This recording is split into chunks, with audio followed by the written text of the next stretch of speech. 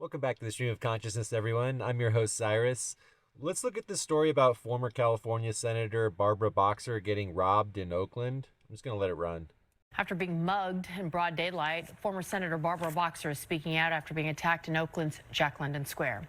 As we first reported here yesterday, someone pushed Boxer and then yanked her cell phone out of her hand as she was walking in Jack London Square around 1 p.m. yesterday afternoon. Today, Boxer says the male who attacked her looked young enough to be a teenager. Yeah, that's typically how it goes. It's usually some young guy or group of guys robbing you. There's been 2 violent robberies on the same block in Chinatown in 2 days. They're both pretty fucked up. One of them was an old guy with a cane, like he was in his 70s. They just rolled up on him. You'll be able to see the footage right here. It was in front of this Chinese Independent Baptist Church over on 9th Street in Oakland. They're about to show some coverage here. So, you got these 2 ladies at the top. They're walking, they're minding their own business. All of a sudden, the car is about to pull up. These 2 guys jump out. They're like, oh shit, it's too late. There's nowhere to go. And, they just throw them to the ground, steal their stuff, grab their purses, run off. Just fucked up situation. Here's another one that went viral on Twitter. This one was another situation where somebody was getting rolled up on and robbed. Check it out. An armed robbery that happened yesterday afternoon. The images have gone viral on Twitter. Police say a man was standing on the 200 block of 9th Street when 2 men approached him, one of them armed with a gun. The men pistol whipped the man to try and take his belongings. Another man saw this and tried to help. He was also pistol whipped. Yeah, let me just pause it right there as he's about to get pistol whipped again. It's great that he tried to step in and tried to help, but if I'm going to steal something from my friend John Correa, you got to have attitude, skills, and a plan, okay? This guy has none of those things. I don't know if he's from around here. He's got a backpack with a little logo on it for the MBTA, the Boston system, and he's here in Oakland. He's got a biker's helmet on, so I guess that helps a little bit, but not when you get smacked in the face with a pistol.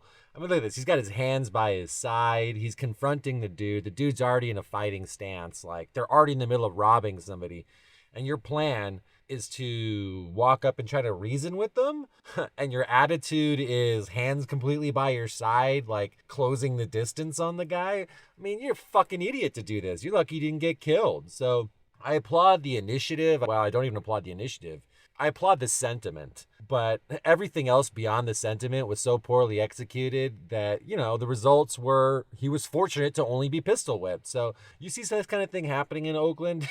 I mean, unless you got attitude, skills, and a plan, don't get involved, okay? Try to remember the details for the police later who probably aren't going to give a shit unless you're Barbara Boxer.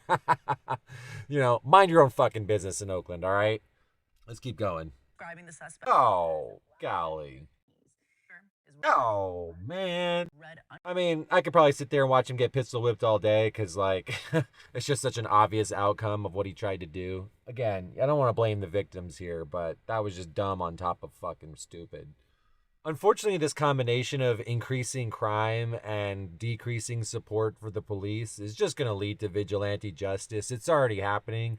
This story here, there was a Chinatown owner who fired a gun up into the air 4 times to scare off a robber who was stealing a camera from a woman. Again, I applaud the sentiments, maybe even the initiative, but, initially they arrested him. They arrested the shop owner because he, fired a gun up in the air, brandished it. Whatever his intentions were, whether he was trying to stop a crime, still a very dangerous thing to do, right? Like, what if you hit somebody?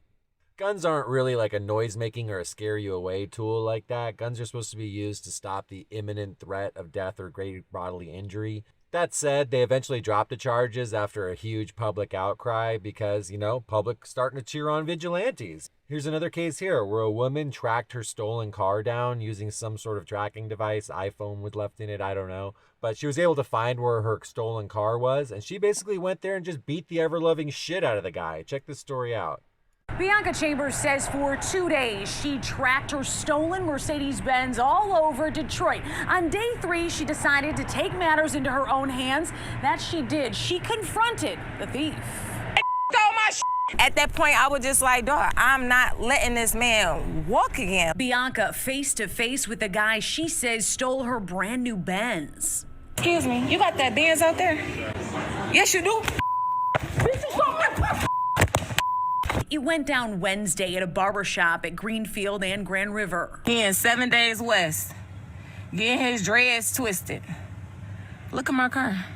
Customers stepped in, making a citizen's arrest. Then Bianca slashed her own tires. I slashed all the tires and I thought that he was gonna take off, and I didn't know how long it was gonna take for the police to pull up. Okay, I'm gonna stop it right there. There's definitely better ways of disabling your vehicle. I mean, just like unplug the battery for fuck's sake. Or I guess you could assume you could just plug it back in. I mean, you can just take it out. I don't know. Tires are really expensive. Like, I wouldn't want to slash all 4 of my tires. I don't think insurance is gonna cover that. You're like, oh, my car was stolen. It prevented from getting driven away further. I slashed all the tires. They're like, hey, that's on you, dum-dum. Anyway, she's basically being cheered on as some sort of like hero, you know. Oh, I dragged him out. I twisted his dreads. I kicked his ass. But it's like, you know, that's not a citizen's arrest. That's not proportional to what crime was being happening here. You know, if a police officer did that, we'd be calling for their fucking head.